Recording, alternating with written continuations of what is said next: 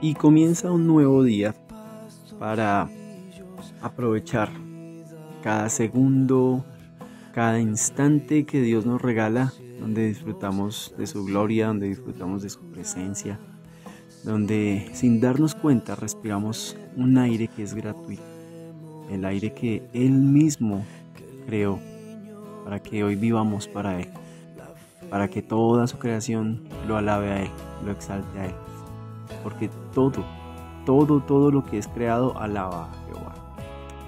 Y hoy, en nuestra serie, tenemos un capítulo muy especial, muy bonito, capítulo número 4, un niño como ningún otro, en nuestra serie especial, Noticias de Adviento. Capítulo 4, un niño como ningún otro. Y en este capítulo vamos a estar basados en el libro de Isaías, vamos a leer Isaías. Y para entender un poquito la importancia de esa noticia de un Salvador anunciado desde el principio de los tiempos, cuando entramos a estudiar a Isaías, cuando entramos a mirar esas profecías, eso que ya Dios prometía por medio de su emisario, por medio de ese mensajero llamado Isaías, por medio de su profeta, pues entendemos que más o menos estábamos ubicados 700 y pico de años atrás, antes del nacimiento de Jesús. Y allí en Isaías no solamente es anunciado el nacimiento de Jesús, también es anunciado lo que Él tenía que padecer. Es anunciado ese propósito por el cual Jesús se haría hombre, Dios enviando a su Hijo a hacerse semejante a los hombres. Allí vamos a encontrar esa importancia y vamos a arrancar con nuestra cita base del día de hoy. Está en Isaías capítulo 9 versículos 6 y 7. Porque un niño nos es nacido, hijo nos es dado, y el principado sobre su hombro, y se llamará su nombre Admirable, Consejero, Dios fuerte, Padre eterno, Príncipe de paz. Lo dilatado de su imperio y la paz no tendrán límite sobre el trono de David y sobre su reino, disponiéndolo y confirmándolo en juicio y en justicia desde ahora y para siempre. El celo de Jehová de los ejércitos hará esto. Se está anunciando el nacimiento de un niño que nos es dado, que es nacido, y sobre él el peso de un principado, un rey, un Dios fuerte, un Padre eterno, un príncipe de paz. Hay una serie de calificativos impresionantes, de mucha jerarquía, sobre ese que se estaba anunciando 700 años antes, que aún así Dios lo había anunciado desde el principio de los tiempos, como lo veíamos en nuestro primer capítulo, Aplastador de serpientes.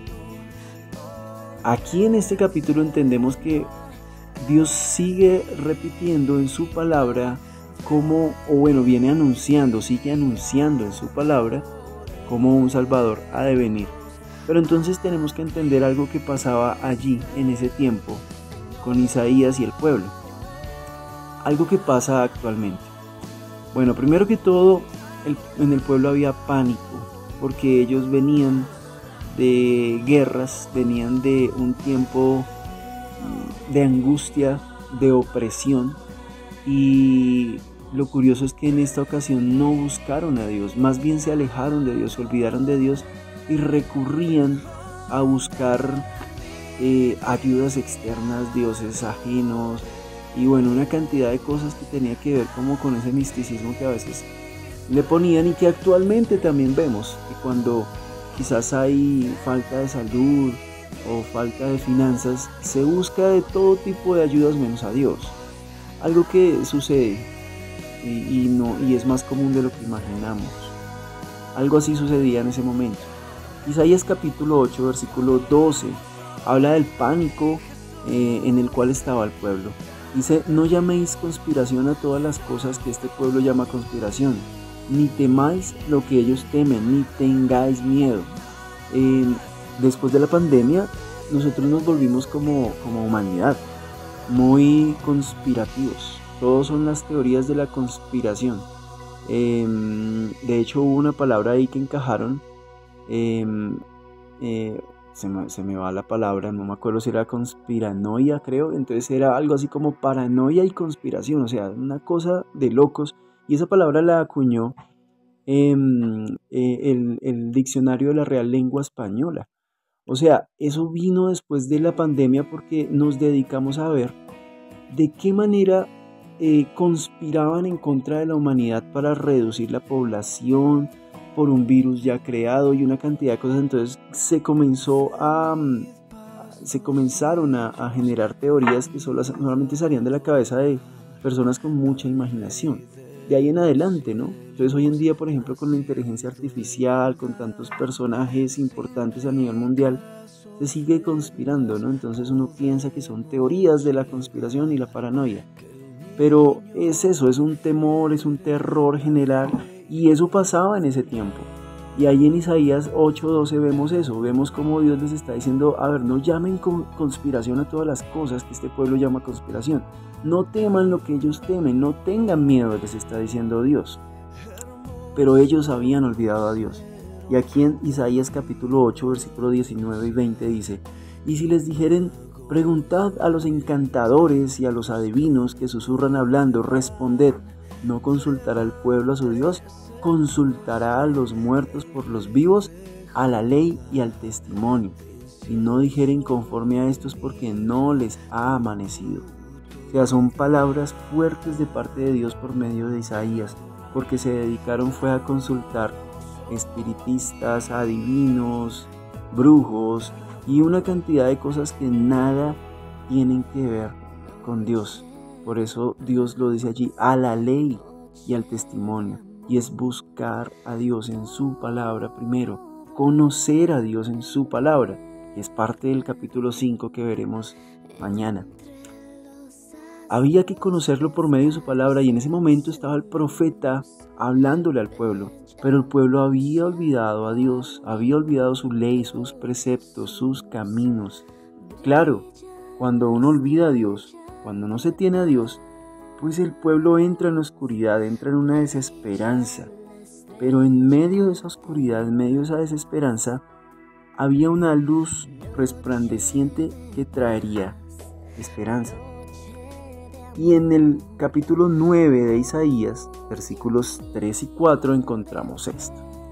Multiplicaste la gente y aumentaste la alegría. Se alegrarán delante de ti como se alegra en la siega, como se gozan cuando reparten despojos, porque tú quebraste su pesado yugo y la vara de su hombro, y el cetro de su opresor, como en el día de Madián. Entonces vienen promesas para ese pueblo que está oprimido. Y son promesas en las cuales hay gozo, hay alegría, como cuando siembran y llega el momento de recoger la cosecha. Es tiempo de alegría. Dios les está diciendo, hay tiempo de alegría, hay tiempo en el cual ese yugo pesado, esa carga va a ser quitada, se va a quebrar. Pero es una promesa de parte de Dios. De alguna manera es Dios mostrándoles por medio de Isaías que viene una luz resplandeciente. Bueno, Isaías capítulo 9 dice, el príncipe de paz. Isaías capítulo 9 versículo 7 dice que Él reina con todo poder y autoridad. Y lo podemos volver a leer. Isaías capítulo 9 versículos 6 y 7, porque un niño nos es nacido, hijo es dado, y el principado sobre su hombro, y se llamará su nombre admirable, consejero, Dios fuerte, Padre eterno, príncipe de paz. Lo dilatado de su imperio y la paz no tendrán límite sobre el trono de David y sobre su reino, disponiéndolo y confirmándolo en juicio y en justicia desde ahora y para siempre. Es una promesa impresionante, es una promesa de eternidad, de salvación. Lo que pasa es que yo me imagino que el pueblo imaginaba que vendría ya, que eso sería muy pronto. Y estamos situados en un contexto cronológico de 700 y pico de años antes de que eso sucediera. Pero había una promesa y el pueblo entendía cuando buscaban de Dios, que los profetas que Dios usó en su palabra llevaron palabra de Dios que había de cumplirse, y el pueblo esperaba, ansioso, esa promesa. Bien, si hoy tenemos una esperanza más, porque Él ha prometido volver, ¿le creemos? ¿Le crees? ¿Crees que Él vuelve? Porque Él vuelve. Por lo pronto, la fe es un paso clave, y el entender que si han habido noticias de que Él ha venido, que ha nacido, que murió en una cruz y resucitó para darnos juntamente con Él vida eterna, ¿por qué no creer que Él vuelve? Él volverá. Y es la promesa y la esperanza, esa luz resplandeciente que hoy ilumina nuestra vida y nos lleva a entender que si le esperamos es porque anunciamos esas noticias de salvación, reflejamos la vida de Jesús sobre nuestras vidas. Señor, te damos gracias por este mensaje especial que ha llegado a nuestros corazones. Hoy oro por cada uno de los que escuchan estos devocionales especiales, Dios, en épocas de Navidad, en épocas donde hay alegría, aunque a veces hay también tristeza. Yo te pido que tú llenes sus corazones con el poder de tu palabra, con tu presencia, Señor, y sobre todo que tu Hijo, que Jesús mismo habite en nuestros corazones, camine juntamente con nosotros, mostrándonos la verdadera paz, la paz que solo puede traer el Príncipe de paz, tu Padre eterno. Gracias, porque eso eres, Dios, nuestro Padre eterno. Te damos gloria y honra en el nombre de Jesús. Amén.